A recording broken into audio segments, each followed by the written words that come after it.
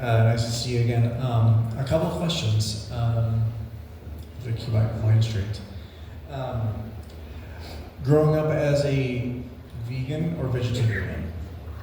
Vegetarian. Vegetarian. I know it was difficult for you in the 70s and 80s touring as being a vegetarian, so what is your favorite vegetarian dish now that is a little bit more accessible? There's millions of them now. Yeah, there is. Yeah. Well, what is your, like, maybe top two? Probably vegan cheese and potato pie. Okay. I need to take this back to my wife, so that's why I'm asking. This is Geezer's favorite dish, babe. Vegetable curry. Okay. And second question, do you still jam with the guys? Do you ever get together every now and then? No. Just hanging out in retirement? Yeah. Well, kudos to you, sir. So. Cheers. Thanks, sir.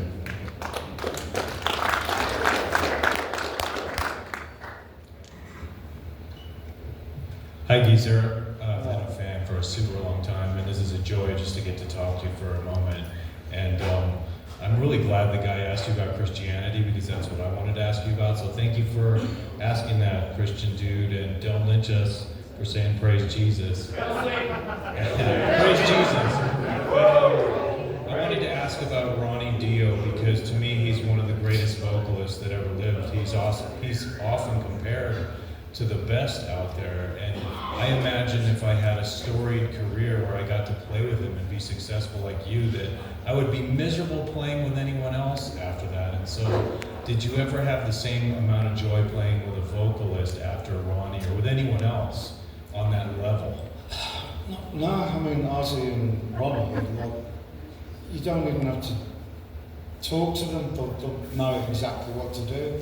They just got this incredible knowledge. You'll play a riff and Ronnie will come up with exactly what you'd love to hear somebody singing. So, plus he was a very, very close friend. We used to hang out together all the time, so he was more than just a singer. It's a good story. I appreciate it. I'm glad you came to Denver. I would have got VIP if I knew about it. And hi, Brian. Hey, man. Do you like geology? I have a character that does, yes. All right, thank you guys. Please. You rocked it. Geezer Butler. Yes. Holy shit, right? Holy shit. Thank you so much for coming to Denver for this one-stop thing. I can't believe I'm actually here asking you these questions. I'm kind of blown away. You've been one of my biggest influences for my entire life. I'm shaking. Now, I said, I'm not going to shake. Geezer, thank you for all the inspiration you've given me. I didn't even know what to say about that. I have a couple questions, though, specific questions. Mainly, could you tell us a couple stories about Rick Wakeman's involvement with the Sabbath Bloody Sabbath record and how that came about? Just tell us a couple fun stories. Well, we were doing Sabbath Bloody Sabbath, and over the road was Yes doing whatever they do. Toby's Graphic Oceans or something. And Rick hated hanging out with them because they were like really strange people. Fake vegetarians, by the way.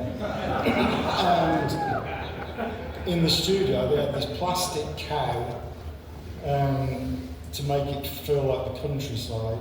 Nothing pretentious. And so one day, Ozzy got all these stink bombs and put them down the chimney into the studio. So they were all running out, and Rick Wakeman came running over to our studio, and we were playing Sabbath. And Rick Wakeman's a really good bloke, down-to-earth guy, and he used to come over to our studio to get pished, drink, go to the bar and everything. We needed a keyboard part, and me and Tony were like trying to have a go. Nothing going.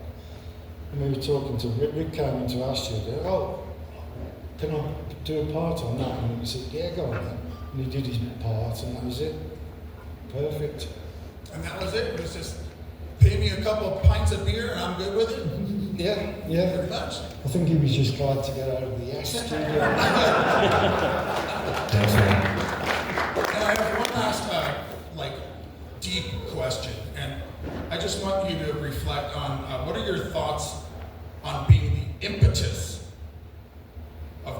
defining an entire genre.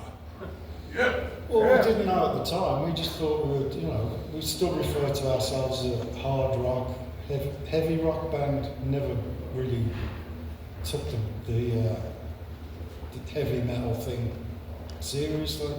Because at first it was a derogatory term for us. I always remember it came from an article. We did a gig, and the review said, "Sabbath isn't music; it's just like a load of heavy metal being smashed together, and that's about as musical as it gets."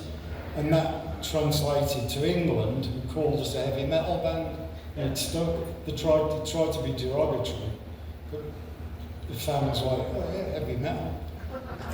And reflecting now, though, how do you feel about being the fucking godfather of Yeah. the entire heavy metal world? It's good. Thank you, guys. Do you ever tell your pets and your grandkids, like, I'm a metal god? Rob Halford tells us that. These are just a couple quick questions, but I do want to mention the first lyrics. I didn't speak English growing up, and it was my uncle who sent me down in Spanish. You have to listen to this. Revolutionized and changed me, and I'm able to communicate with you, which is cool. Anyways, for your formative years, I wanted to ask, do you have any memorable shows from that time that really blew you away? Maybe even before Black Sabbath, or maybe during, where you were just like, this is what I want to be doing. I think the first time we played the song Black Sabbath, Really? and we went from the blues band, there were thousands of blues bands around at the time, and we just thought, let's try our own song. You felt it, yeah. And the whole place went nuts, and we realised that this is what we've got to do. That's awesome. And then just one last one. When you were in the impetus of Black Sabbath, did you get to meet some of your idols as a child, and how were those experiences? I know they say never meet your idols, right? But it's... I met Paul McCartney, and I was just like a quivering rack.